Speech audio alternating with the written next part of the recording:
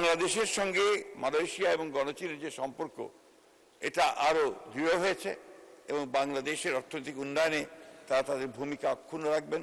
শুধু নয়, তারা এটাকে আরো বাড়াবেন, সম্প্রসারিত করবেন। আমাদের যে সমস্যাগুলো রয়েছে বিভিন্নভাবে সেই সব সমস্যাগুলোর সঙ্গে তারা সমস্যার সমাধানের চেষ্টা করবেন। এমনকি রোহিঙ্গা সমস্যার ব্যাপারেও সমাধানের ইঙ্গিত তারা দিয়েছেন এবং সেই ব্যাপারে তারা উদ্যোগ গ্রহণ করবেন বলেও জানিয়েছেন। মালয়েশিয়াতে আমাদের শ্রমবাজারের একটা বড় ইন্টারেস্ট রয়েছে, মালয়েশিয়ার সাথে আমাদের এনার্জির একটা বড় ইন্টারেস্ট রয়েছে এবং অন্যান্য ট্রেড ইন্টারেস্ট রয়েছে, ট্রেড অ্যান্ড ইনভেস্টমেন্ট ইন্টারেস্ট রয়েছে। চায়নার সাথে আমাদের এগেইন বিভিন্ন অবকাঠামোগত উন্নয়নের ব্যাপারে চায়নার সাথে বিশাল ট্রেড আমাদের সাথে, actually they are the largest trade partner of Bangladesh. এবং এইটাকে আরও কিভাবে বাংলাদেশের পক্ষে যে ট্রেড গ্যাপ যেটা আছে চায়নার সাথে, এটা আমরা আরও কিভাবে সেখানে রপ্তানি বাড়াতে পারি সেই ব্যাপারেও আলোচনা হয়েছে মাননীয় স্পিকার। তো আমি মনে করি এই ভিজিটে উনি যে একটা বেঞ্চমার্ক, যে মানদণ্ড স্থাপন করেছেন, এটা আগামী বাংলাদেশের রাজনীতিতে শুধু নয়, বিশ্বের সাথে বাংলাদেশের কি সম্পর্ক হবে সেটা নিশ্চিত করেছে। আপনাকে ধন্যবাদ মাননীয় স্পিকার। যেহেতু আমরা সংসদীয় গণতন্ত্রের রাজনীতিতে আছি, খুবই ভালো হয় স্বচ্ছতা এবং জবাবদিহিতার স্বার্থে, জনগণের স্বার্থে বিদেশের সাথে যতগুলো মৌলিক চুক্তি সম্পাদিত হবে সেগুলাই সংসদে নিয়ে আসা। এই 350 মানুষই কিন্তু 18 কোটি মানুষ বা 20 কোটি মানুষের প্রতিনিধিত্ব করছেন। তারা যখন জানবেন তখন এর মধ্য দিয়ে সরকার এবং জনগণের সাথে সেতুবন্ধন তৈরি হবে। এটা আমরা সবাই বলি, সবাই চাই যে আমাদের রিলেশন হবে মিউচুয়াল রেসপেক্ট এবং ইকুইটির ভিত্তিতে। আমি আশা করি তিনি সেই সতর্কতা অবলম্বন করেছেন। আমি এও আশা করি যে আমাদের স্বাধীন ফরেন পলিসিতে কেউ হস্তক্ষেপ করুক, এটা আমরা কখনো মেনে নেব না। দেশের স্বার্থ আগে, তারপরে অবভিয়াসলি কারো সাথে আমাদের চুক্তি যাই হোক সেটা হবে মিউচুয়াল ইন্টারেস্টের ভিত্তিতে। আমরা কাউকে ক্ষতিগ্রস্ত করতে চাই না, কিন্তু আমরাও ক্ষতিগ্রস্ত হতে চাই না। যেই অনুমতি হচ্ছে যে মাননীয় প্রধানমন্ত্রীর সাম্প্রতিককালের মালয়েশিয়া এবং চীন সফরটি পররাষ্ট্র নীতিতে এক নূতন দিগন্তের সূচনা করেছে।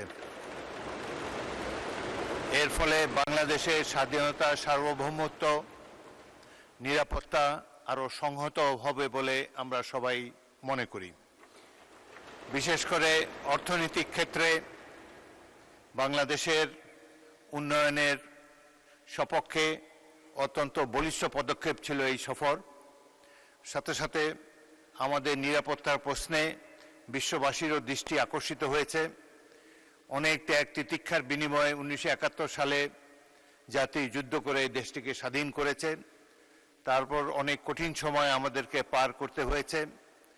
এমন এমন সরকার এই দেশে জনগণ দেখতে পেয়েছে যারা স্বাধীনতা, সার্বভৌমত্ব অক্ষুণ্ণ রাখার জন্য কোনো প্রচেষ্টাই গ্রহণ করেনি।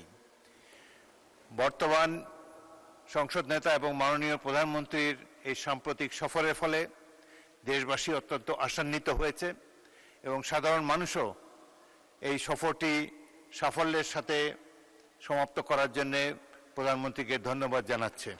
আপনি কিছু বলতে চাচ্ছেন? স্পিকার, আপনাকে ধন্যবাদ। আমি একটি ধন্যবাদ প্রস্তাবনার জন্য দাঁড়িয়েছি মাননীয় স্পিকার। আমাদের প্রধানমন্ত্রী এবং সংসদ নেতা দীর্ঘকাল পরে একটি গণতান্ত্রিক সরকারের প্রতিনিধিত্ব করে প্রায় 18 বছর ফ্যাসিজমের যে একটা সময় গিয়েছে, তারপরে তিনি এই 4 মাসের সরকারের গঠন করা 4 মাসের মাথায় বাংলাদেশের প্রতিনিধিত্ব হয়ে মালয়েশিয়া এবং চীন সফর করেছেন, গণচীন সফর করেছেন। এবং এই সফরটি বাংলাদেশের জন্য অত্যন্ত গুরুত্বপূর্ণ ছিল। বাংলাদেশের সঙ্গে মালয়েশিয়া এবং চীনের সম্পর্ক আরো দৃঢ় হয়েছে এবং অত্যন্ত সফলতার সঙ্গে তিনি এই সফরে অনেকগুলো চুক্তি সম্পাদন করেছেন এবং মালয়েশিয়ার এবং একই সঙ্গে গণচীনের সঙ্গে দুই দেশের পারস্পরিক মর্যাদার ভিত্তিতে সম্পর্ক আরো দৃঢ় হয়েছে মাননীয় স্পিকার। আমি সেই জন্যই এই আজকে আমাদের জনগণের দ্বারা নির্বাচিত দীর্ঘ একটি ফাঁসিবাদ বিরোধী সংগ্রামের নেতৃত্ব দেওয়ার পরে আমাদের নেতা যিনি ইতিমধ্যেই একটি জাতীয়ভাবে আন্তর্জাতিকভাবে তিনি নিজের একটা অবস্থান তৈরি করে ফেলেছেন, যেখানে বাংলাদেশের মানুষ তার সম্পর্কে ধারণা সৃষ্টি করেছে যে তিনি অত্যন্ত দৃঢ়তার সঙ্গে জনগণের কল্যাণের জন্য কাজ করছেন এবং পুরনো সমস্ত খারাপ জিনিসগুলোকে বাদ দিয়ে নতুন দৃষ্টান্ত সৃষ্টি করছেন। যেমন মাননীয় স্পিকার, আপনি দেখেছেন যে ইতিপূর্বে যখন প্রধানমন্ত্রীরা বাইরে যেতেন তখন আপনার একটা বিরাট সম্বর্ধনার ব্যবস্থা করা হতো।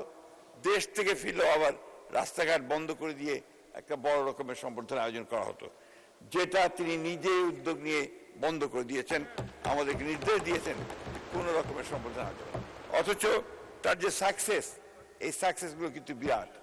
তিনি গণচীনের সঙ্গে 17টি MOU হয়েছে মাননীয় স্পিকার, এবং প্রধানমন্ত্রীর সঙ্গে বাইলেটারাল যে মিটিং হয়েছে সেই মিটিংয়ে এই MOU গুলো সই হয়েছে, এবং গণচীনের সব প্রেসিডেন্ট তার সঙ্গে তিনি দীর্ঘক্ষণ তারা আলোচনা করেছেন, সভা করেছেন, বৈঠক করেছেন, অত্যন্ত হৃদ্যতার সঙ্গে এই আলোচনাগুলো হয়েছে। বাংলাদেশের সঙ্গে মালয়েশিয়া এবং গণচীনের যে সম্পর্ক, এটা আরো দৃঢ় হয়েছে এবং বাংলাদেশের অর্থনৈতিক উন্নয়নে তারা তাদের ভূমিকা অক্ষুণ্ণ রাখবেন। শুধু নয়, তারা এটাকে আরো বাড়াবেন, সম্প্রসারিত করবেন। আমাদের যে সমস্যাগুলো রয়েছে বিভিন্নভাবে, সেই সব সমস্যাগুলোর সঙ্গে তারা সমস্যার সমাধানের চেষ্টা করবেন। এমনকি রোহিঙ্গা সমস্যার ব্যাপারেও সমাধানের ইঙ্গিত তারা দিয়েছেন এবং সেই ব্যাপারে তারা উদ্যোগ গ্রহণ করবেন বলেও জানিয়েছেন। মাননীয় স্পিকার, আমি সেই জন্য অনুরোধ করছি যে আজকে আমরা আমাদের মাননীয় প্রধানমন্ত্রীর কে ধন্যবাদ জানিয়ে, সংসদ থেকে ধন্যবাদ জানিয়ে এই সংসদ থেকে একটি ধন্যবাদ প্রস্তাব গ্রহণ করা হোক। ধন্যবাদ মাননীয় স্পিকার। প্রস্তাব করছি মাননীয় প্রধানমন্ত্রী জনাব তারেক রহমানের 21 থেকে 26 জুন 2026 তারিখ পর্যন্ত মালয়েশিয়া এবং চীন সফরে অভূতপূর্ব সাফল্যের জন্য এই মহান সংসদ মাননীয় প্রধানমন্ত্রীর সংসদ নেতা জনাব তারেক রহমানকে ধন্যবাদ জানাচ্ছে। ধন্যবাদ মাননীয় স্পিকার। ধন্যবাদ মাননীয় মন্ত্রী।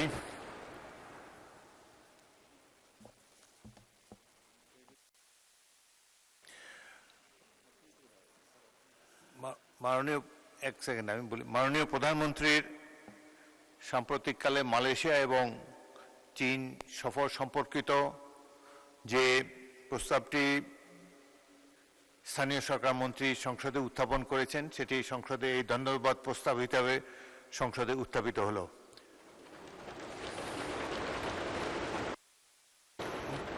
মাননীয় অর্থমন্ত্রী, আপনি কিছু বলতে যাচ্ছেন এই প্রস্তাবের উপরে? এই প্রস্তাবের উপরে জি, আমার মনে হয় যে একটি তালিকা চিফ হুইপকে বলবো তালিকাটি দেবার জন্য, এবং বক্তব্য আমার মনে হয় যে 5 মিনিট করে, যদি 5 মিনিটের মধ্যে আপনারা বক্তব্য শেষ করেন তাহলে বাজেটের আলোচনায় আমরা ফিরে যেতে পারি। যে মাননীয় অর্থমন্ত্রী। মাননীয় স্পিকার, আপনাকে ধন্যবাদ। আমি মাননীয় মন্ত্রী মির্জা ফখরুল ইসলাম আলমগীরের সাথে ঐক্যবোধ প্রকাশ করে প্রথমেই বলতে চাই যে বাংলাদেশের রাজনীতিতে যে কালচারাল একটা পরিবর্তন আনার প্রয়োজন, সেটা আমাদের মাননীয় প্রধানমন্ত্রী শুরু করেছেন। উনি বলেছেন অলরেডি, উনি যাওয়ার সময়ও এয়ারপোর্ট ওই হাজার লোক ওই সম্বর্ধনা বা আসার সময়ও করে নাই। এটা কিন্তু একটা বিরাট কালচারাল চেঞ্জ বাংলাদেশের। And Prime Minister is setting the standard. He is setting the standard. আগামীর বাংলাদেশের রাজনীতি কি হবে। দ্বিতীয় কথা হচ্ছে মাননীয় স্পিকার, ওনার যে ভ্রমণ মালয়েশিয়া এবং চায়নাতে, এই ভ্রমণটার ভিত্তি ছিল আমাদের পররাষ্ট্রনীতির যে ভিত্তি তার উপর করে, যে আমাদের সাথে প্রত্যেকটি দেশের সম্পর্ক হবে on mutual respect on mutual interest, one of non-interference এবং স্ট্র্যাটেজিক অটোনমি, আমাদের নিজস্ব অটোনমির ভিত্তিতে। মাননীয় প্রধানমন্ত্রীর এই ভিজিট সেটা প্রমাণ করেছেন। আমাদের অন্য দেশের সাথে সম্পর্কের যে বেঞ্চমার্ক, উনি সেটা আবার কনফার্ম করেছেন, যেটা বিএনপির রাজনীতিতে সব সময় ছিল, যেটা শহীদ প্রেসিডেন্ট জিয়া রহমান সাহেব যেটা স্টাবলিশ করেছিলেন, প্রত্যেকটি দেশের সাথে আমাদের সম্পর্ক হবে এই মানদণ্ডের উপর। আমরা কোথাও কম্প্রোমাইজ করব না। আমাদের সাথে প্রত্যেকটি দেশের যে সম্ভাবনা আছে, সেটা অর্থনৈতিক হোক, অন্য কোনো জেটে হোক, সেই সম্ভাবনাকে সম্পূর্ণ কাজে লাগিয়ে আমার ইন্টারেস্টে, আমার দেশের ইন্টারেস্টে, আমার জনগণের ইন্টারেস্টে কাজে লাগানোর জন্য আমরা মাল্টিল্যাটারালিজমের যে ফরেন পলিসি পারসু করেছি বিএনপির রাজনীতি শুরু থেকে এখন পর্যন্ত, উনি সেই ধারা অব্যাহত রেখেছেন। মালয়েশিয়াতে আমাদের শ্রমবাজারের একটা বড় ইন্টারেস্ট রয়েছে, মালয়েশিয়ার সাথে আমাদের এনার্জির একটা বড় ইন্টারেস্ট রয়েছে, এবং অন্যান্য ট্রেড ইন্টারেস্ট রয়েছে, ট্রেড অ্যান্ড ইনভেস্টমেন্ট ইন্টারেস্ট রয়েছে। চায়নার সাথে আমাদের এগেইন বিভিন্ন অবকাঠামোগত উন্নয়নের ব্যাপারে চায়নার সাথে বিশাল ট্রেড, আমাদের সাথে actually they are the largest trade partner of Bangladesh. এবং এইটাকে আরও কিভাবে বাংলাদেশের পক্ষে যে ট্রেড গ্যাপ যেটা আছে চায়নার সাথে, এটা আমরা আরও কিভাবে সেখানে রপ্তানি বাড়াতে পারি, সেই ব্যাপারেও আলোচনা হয়েছে মাননীয় স্পিকার। তো আমি মনে করি এই ভিজিটে উনি যে একটা বেঞ্চমার্ক, যে মানদণ্ড স্থাপন করেছেন, এটা আগামী বাংলাদেশের রাজনীতিতে শুধু নয়, বিশ্বের সাথে বাংলাদেশের কি সম্পর্ক হবে সেটা নিশ্চিত করেছে। আপনাকে ধন্যবাদ মাননীয় স্পিকার। পরবর্তী বক্তব্য রাখার জন্য আমি মাননীয় বিরোধী দলের নেতাকে আহ্বান জানাচ্ছি। মাননীয় বিরোধী দলের নেতা। ধন্যবাদ মাননীয় স্পিকার। আমি জনাব মির্জা ফখরুল ইসলাম, মাননীয় মন্ত্রী এবং সংসদ সদস্য যে প্রস্তাব উত্থাপন করেছেন, আমি তাকে সমর্থন করছি। এই দেশ আমাদের সবার। আমরা সকলেই স্বাধীন পররাষ্ট্রনীতির কথা বলে থাকি। আমরা সত্যিকার অর্থে একটা স্বাধীন পররাষ্ট্রনীতি দেখতে চাই, বাস্তবায়ন করতে চাই।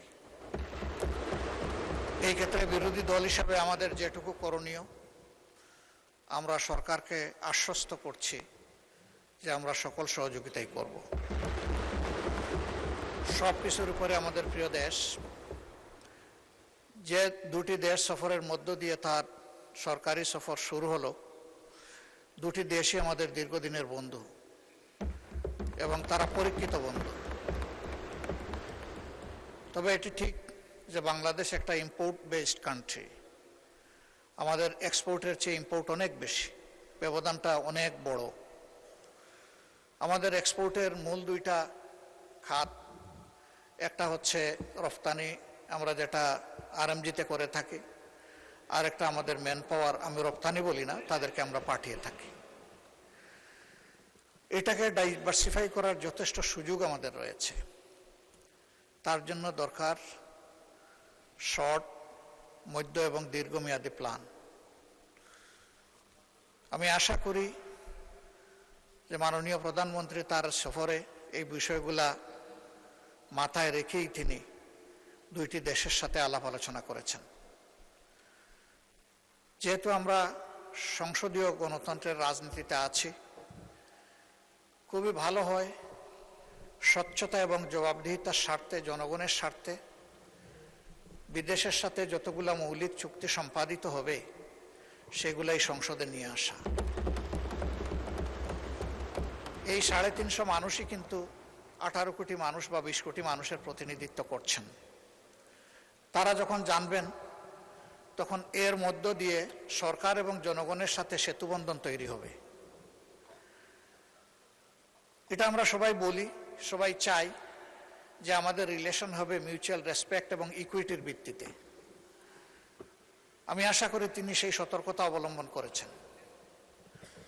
আমি এও আশা করি যে আমাদের স্বাধীন ফরেন পলিসিতে কেউ হস্তক্ষেপ করুক, এটা আমরা কখনো মেনে নেব না। দেশের স্বার্থ আগে, তারপরে অবভিয়াসলি কারো সাথে আমাদের চুক্তি যাই হোক সেটা হবে মিউচুয়াল ইন্টারেস্টের ভিত্তিতে। আমরা কাউকে ক্ষতিগ্রস্ত করতে চাই না, কিন্তু আমরাও ক্ষতিগ্রস্ত হতে চাই না। এই ভারসাম্যটা রক্ষা করেই আগামীর পলিসি যেন পরিচালিত হয়। আমি মাননীয় প্রধানমন্ত্রীর সুস্বাস্থ্য এবং দীর্ঘায়ু কামনা করছি এবং তার সরকারের সফলতাও কামনা করছি। শুধু এতটুকু যে এই সংসদ যেন সকল কর্মকাণ্ডের মূল কেন্দ্রবিন্দু হয়, সংসদকে বাইপাস করে যেন কিছুই না হয়, সব কিছু হোক সংসদের ভিতরে।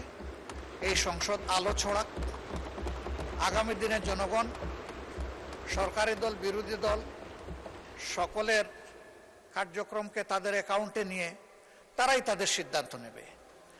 এখানে সরকারি দল সকল ক্রেডিট নেবে আর বিরোধী দল সব কিছুতে বিরোধিতা করবে, আমরা ব্যক্তিগতভাবে এবং দলগতভাবে আমরা এই কালচার সমর্থন করি না।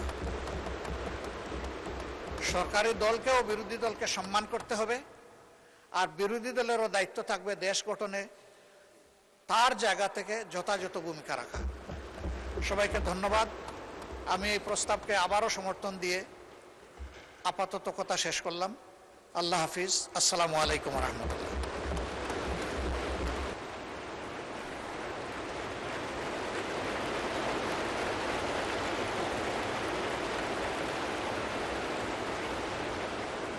মাননীয় সদস্যবৃন্দ, প্রস্তাবটির উপরে ট্রেজারি বেঞ্চ এবং বিরোধী দল থেকে সুচিন্তিত মূল্যবান মতামত আমরা শুনতে পেয়েছি।